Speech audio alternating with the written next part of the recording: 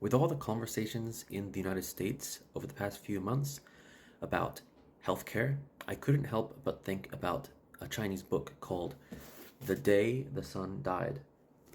It was published in Taiwan for reasons I will probably make clear in this video. The book is based off a short story from 100 years ago, which was written by the father of modern Chinese literature, Lu Xun.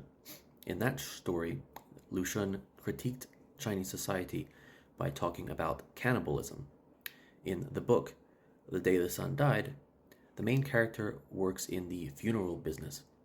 His family and uncle both need to work with dead bodies to create oil to send them to factories. The government has made traditional burials illegal.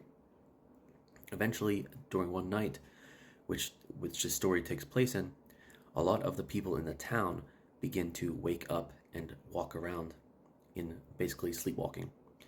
This is probably done because using zombies and other things in Chinese movies and books is still kind of frowned upon in Chinese society, given the past 70 years in China where the government tried to get rid of superstition, and zombies is kind of related to that stuff.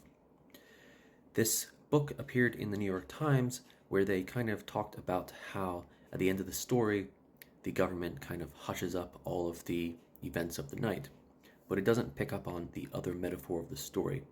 The main character in the story a couple times bemoans the fact that he needs to be profiting off the misery of others. The fact that this takes place in China, a country where people still remember a time before the 1980s where China wasn't as capitalist as it is today, is quite interesting. It's a good story because it illustrates why I'm always interested in China, and that we have people who have lived in kind of two different worlds, even though there's people getting older now. It's interesting to read books like this because they give an interesting perspective on things. They're both critical of the government, but also critical of the way we have to survive in this world by sometimes making money in weird ways. Have you read this book? Do you want to read this book? Let me know. Bye-bye.